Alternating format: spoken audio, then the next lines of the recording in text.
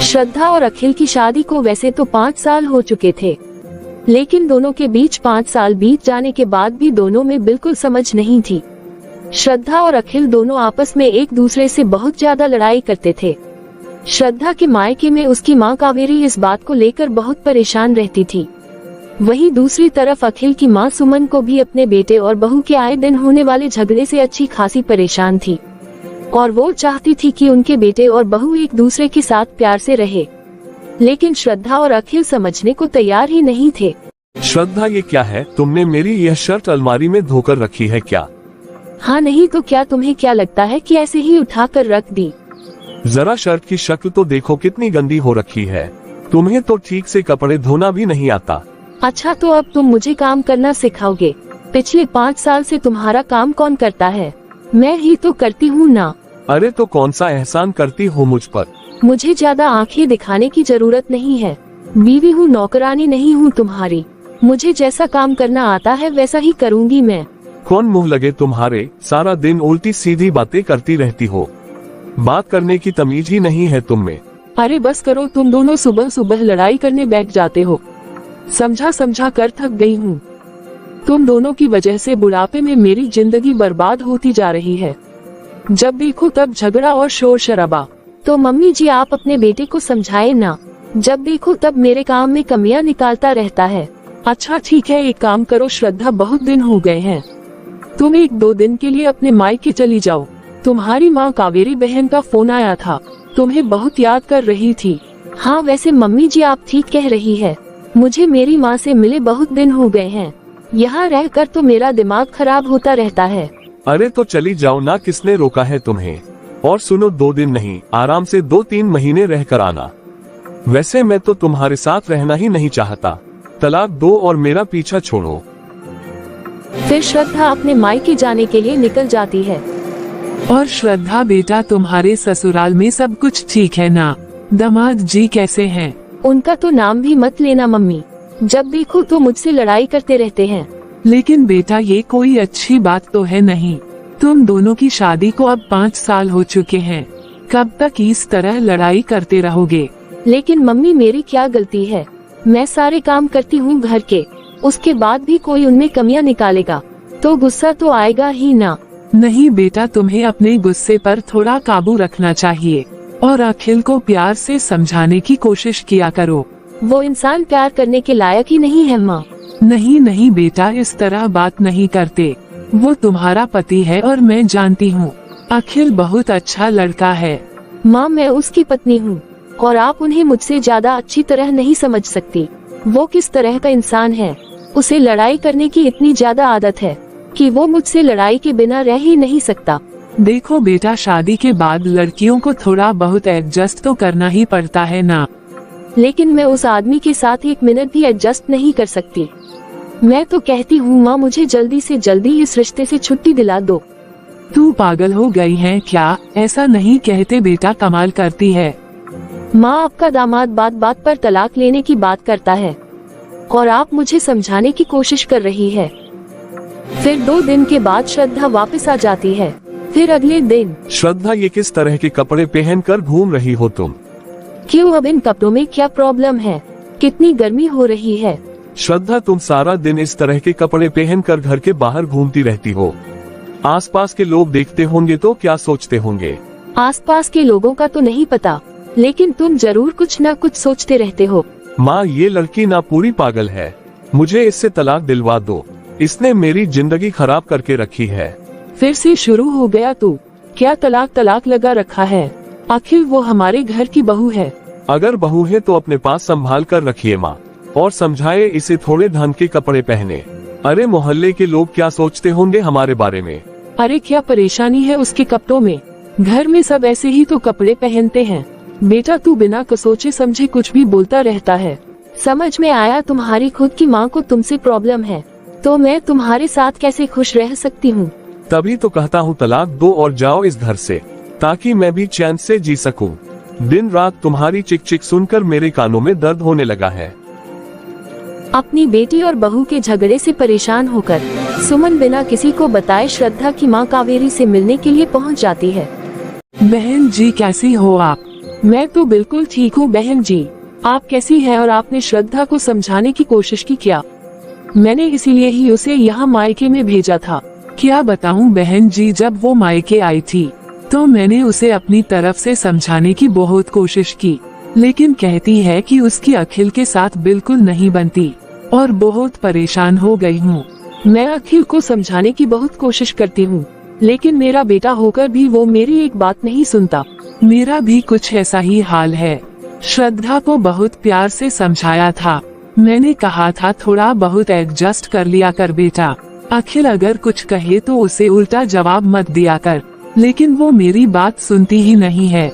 सबसे ज्यादा परेशानी वाली बात तो ये है कि अखिल आए दिन तलाक की बात करने लगा है। अब आप ही कुछ बताए बहन जी कि मैं क्या करूं? अरे नहीं नहीं, बच्चों का तलाक नहीं होना चाहिए। तलाक होने के बाद जिंदगी कैसी हो जाती है, शायद उन दोनों को अभी तक इस बात का एहसास नहीं। एक सास होने के नाते मैंने बहुत कोशिश की। अब आप कुछ बताइए कावेरी बहन, अगर आपके पास कोई तरीका है तो मैं वो करने को तैयार हूँ।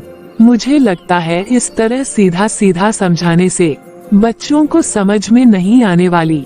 आप कहना क्या चाहती है, जरा साफ साफ बताए ना। देखिए बहन जी, यहाँ मायके में तो मेरी बेटी और दामाद कभी कभी आते हैं, लेकिन आपके साथ तो दिन रात रहते हैं ना। अब जो भी करना है आप ही कर सकती हैं।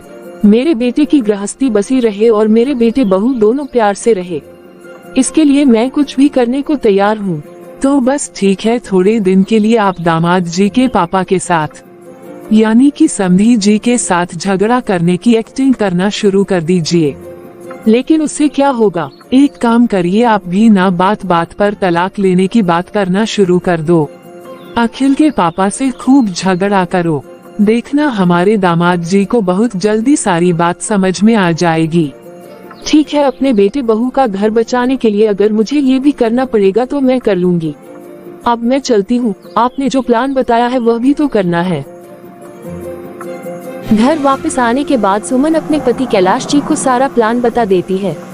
और फिर अगले दिन, अरे अखिल की माँ कहाँ हो तुम? जल्दी से मुझे न्यूज़पेपर ला कर दो। जानती हो ना, सुबह सुबह बिना न्यूज़पेपर के मैं कभी चाय नहीं पीता। अरे तो खुद से क्यों नहीं उठा कर ले आते हैं न्यूज़पेपर? दरवाजे तक भी चलकर नहीं जाया जाता क्या आपसे?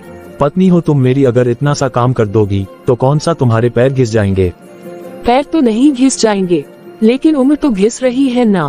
पूरी जिंदगी आपके लिए काम करती आई हूँ। अरे बुढ़ापे में भी चैन मत लेने देना। अरे मम्मी, क्या हो गया है आपको? आज पापा से इस तरह से बात क्यों कर रही हो आप? पापा तो रोज सुबह न्यूज़पेपर आपसे ही मंगवाते हैं ना। हाँ तो इसीलिए तो कह रही हूँ, थोड़ा काम खुद को भी करना चाहिए ना। पूरी जिंदगी तो निकाल दी मैंने तेरे पापा की सेवा करते करते, इनसे तो हिला भी नहीं जाता।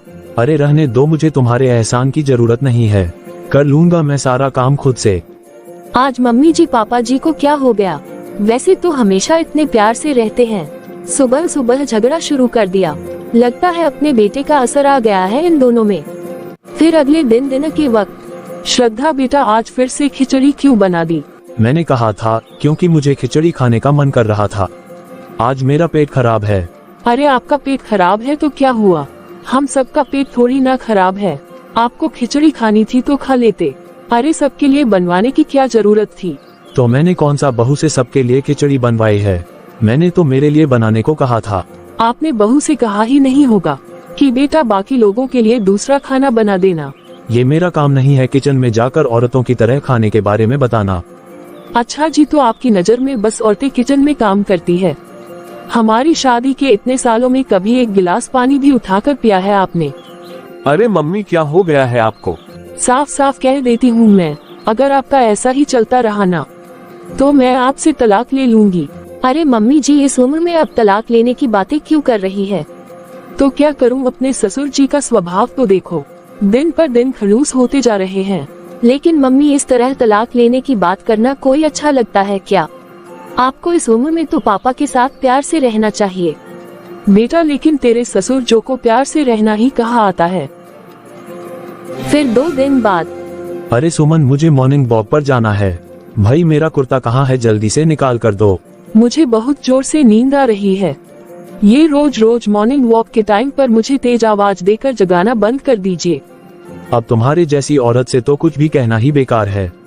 जब देखो तब कड़वी जुबान में बात करती हो। एक काम करिए, आप अभी के अभी कोर्ट जाकर तलाक के पेपर लेकर आइए। मुझे अब आपके साथ इस घर में 1 मिनट भी नहीं रहना। हाँ, तो मुझे भी तुम्हारे साथ रहने का कोई शौक नहीं है। इतने बरसों से झेल रहा हूँ तुम्हें, अब तो शांति दे दो मुझे। पापा जी, मम्मी जी, पापा जी बस भी करिए। आप किस तरह की बातें किए जा रहे हैं? इसमें इस तरह की बात करने वाली क्या बात है? बेटा, मैं नहीं रह सकती तुम्हारे पापा के साथ। अरे उम्र के साथ साथ इनका दिमाग खराब होता जा रहा है। और तुम्हारी माँ भी ना सठिया गई है, जब देखो तब बड़बड़ करती रहती है। जरा सा काम करने को कहा तो खाने को दौड़ती है। मैं तलाक लेना चाहता हूँ। लेकिन मम्मी पापा, इस उम्र में आप दोनों तलाक लेंगे तो कैसा लगेगा? लोग क्या कहेंगे? हाँ मम्मी जी, आपके बच्चों की शादी हो चुकी है, बेटा बहू घर में है, और अब इस उम्र में आप लोग तलाक लेने की बात कर रहे हैं। और कुछ दिन पहले तक तो सब कुछ ठीक था ना? माँ, क्या बात है, बात बात पर तलाक तलाक करती रहती हो। कितना बुरा लगता है सुनने में। अरे इसमें बुरा लगने वाली क्या बात है? अब अगर मेरी तेरे पापा जी के साथ नहीं बनती तो मैं तो तलाक ही लूंगी ना। अरे मम्मी, आप फिर से वही बात कर रही है। आप दोनों ने अपनी शादीशुदा जिंदगी इतने ने अच्छे से बिताई है।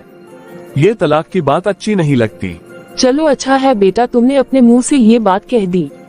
अब एक बात बताओ, जब तुम श्रद्धा के साथ बार बार तलाक लेने की बात करते हो तो अच्छा लगता है क्या? मम्मी जी, बात तो आपकी बिल्कुल ठीक है। आपको नहीं लगता मम्मी जी ठीक कह रही है? हाँ मम्मी, मुझे आज एहसास हो रहा है कि मैं हर बात पर श्रद्धा से तलाक लेने की बात करता हूँ। और आपको ये सुनकर कैसा लगता होगा? मुझे माफ कर दो माँ। देखो श्रद्धा की मम्मी कावेरी जी और मैंने तुम्हें हमेशा एक दूसरे के साथ प्यार से रहने की सलाह दी है। अगर किसी बात पर झगड़ा भी होता है तो शांति से बैठकर सुलझा लिया करो। जानते हो बेटा, तुम्हें इतनी बार समझाने के बाद भी जब तुमने हमारी बात नहीं सुनी तो हमारे पास कोई रास्ता ही नहीं बचा था और हमने जानबूझकर ये नाटक किया। आई एम सॉरी पापा, लेकिन अब मुझे समझ में आ गया है। मैं श्रद्धा पर बिना बात के बस ऐसे ही गुस्सा करता रहता हूँ। मम्मी जी, पापा जी, गलती तो मेरी भी थी। मैं बिना सोचे समझे अखिल की बातों पर कुछ भी कह देती हूँ। आगे से मैं ध्यान रखूंगी। चलो अच्छा हुआ अपनी माँ के तलाक की बात सुनकर ही सही, कम से कम तुम दोनों को अकल तो आए। श्रद्धा प्लीज मुझे माफ कर दो, मैंने तुम्हारे साथ बहुत बुरा बर्ताव किया है। आप मुझे भी माफ कर दो, मैंने भी गुस्से में आपको पता नहीं क्या कुछ बोलती आई हूँ।